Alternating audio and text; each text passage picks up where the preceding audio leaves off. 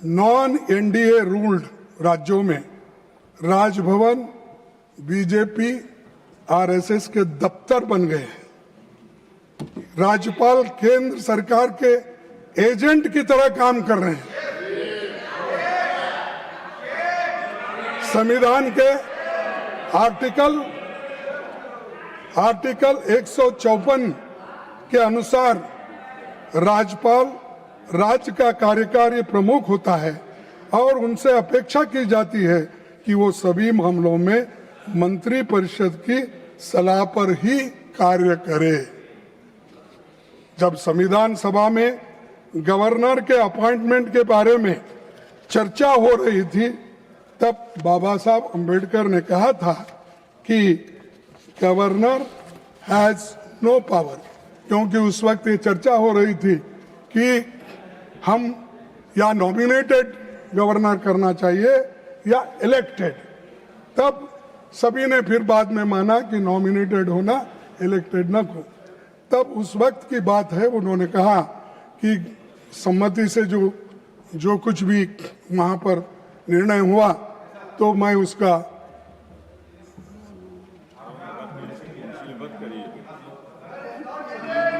Not बड़े आदमी है सर, मैं सम्मानित नेता है। What minute do you give?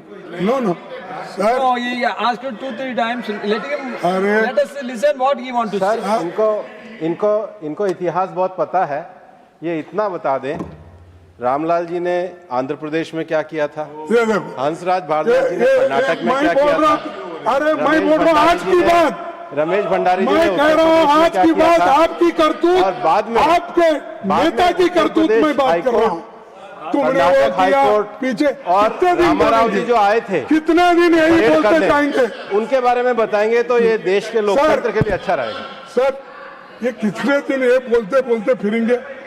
और governor has no power to interfere with the internal administration of a provincial ministry state में। सर, कर्नाटक, तमिलनाडु और केरल, हर जगह राज्यपालों ने कैबिनेट से पारित भाषणों से इनकार किया है। क्या साहब क्या आपने कभी ऐसा इनकार करते हैं? गवर्नमेंट का कोई स्टेटमेंट है, उन्होंने पढ़ने दी है हमने। अभिभाषण भी जो होता है प्रेसिडेंट का, वो पढ़ते हैं, हमको मालूम है उसके पीछे किसका हाथ है, कौन किसने बोला, क्या क्या आपने कहा, वही लिखते हैं। सर, मैं जिक्र करना चाहता हूं कि कर्नाटक विधानसभा से पारित हेट स्पीच बिल, जो सद्भाव की दिशा में एक बड़ा अहम बिल था, उसे रोक दिया गया। और भारतीय संविधान ने लोगों को अवसर की समानता से लेकर जीविका अधिकार दिया। आरएसएस बीजेपी के मन में बराबरी की बात कभी नहीं है। उनकी सोच अमीरों और अमीर बनाना और गरीब को और गरीब बनाना। वर्ल्ड इनइक्वालिटी रिपोर्ट 2026 के अनुसार भारत में टॉप 1% के पास देश की लगभग 40% संपत्ति है। टोटल वेल्थ सिमट चुकी। और टॉप 10%, 2/3 यानी 65% है हाउस होल्ड असेट्स के मालिक। और मैं कहूँगा इनकम के स्तर पर भी टॉप 10% के अकेले 58% नेशनल इनकम ले जा रहा है, जबकि बॉटम 50% सिर्फ 15% पे छोड़ दिया गया।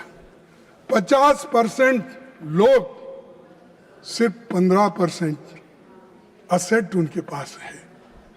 क्या इस इनइक्वालिटी को आप दूर करने में लगे हैं? हमारे को बोले गरीबी हटाओ, आपने क्या किया, आवास क्या किया। मेरे को बताइए, ये तो मेरा रिपोर्ट नहीं है, ये तो आप अभी रिपोर्ट करते ना, मोदी जी का वर्ल्ड इकोनॉमिक रिपोर्ट, वो रिपोर्ट पढ़े आप। मैं पढ़ रहा हूँ वर्ल्ड इनइक्वालिटी रिपोर्ट। हाँ, पॉर्डन।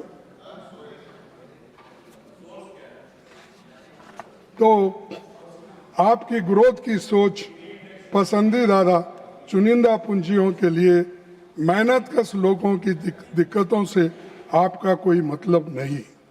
यही आपका विकसित भारत है और यही आपकी सोच है।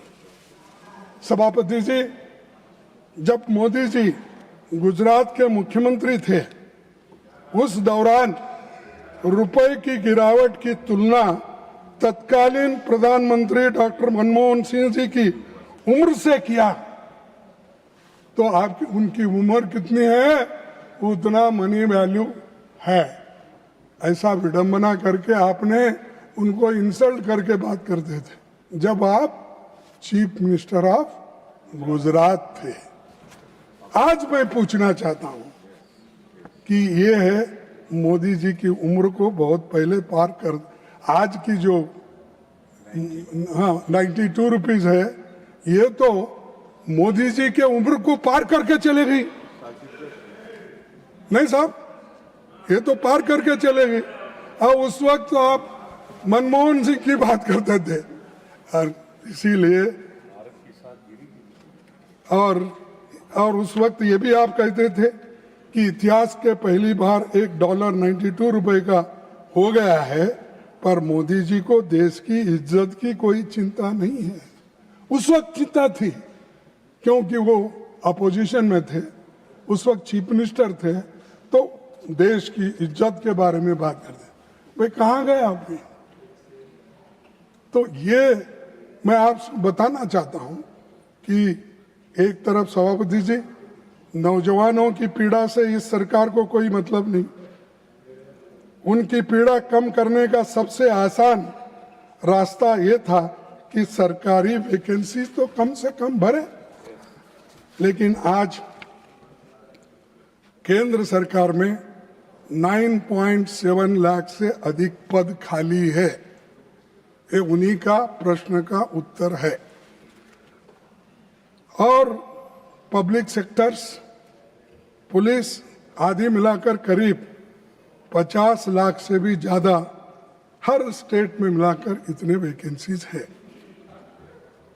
एम्स, मेडिकल संस्थानों में ये सभी आंगनबाड़ी से लेकर सभी योजनाओं में 50 लाख के ऊपर होते हैं। तो नोटबंदी, लॉकडाउन, बुलेट ट्रेन चलना, काला धन वापिस लाना, 2 करोड़ नौकरियां देना, ये सब जुमले कहाँ गए साहब? कहाँ है ये सब? खूब अभी भी उसको भुलाने के लिए आप बहुत कोशिश करते हैं, लोग भूलते नहीं।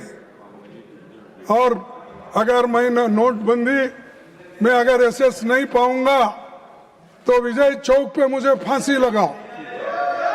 हाँ, इसी चौराहे पर फांसी लगाओ। जब नोटबंदी हो गई उस वक्त भी यही बोले, काला धन का यही बोले, 2 करोड़ नौकरी का भी यही बोले। कितने झूठ बोलते हो, कितने असत्य बातें करते हो। कोई हमको तो शर्म आता है, अब आपको आता नहीं, मैं कैसा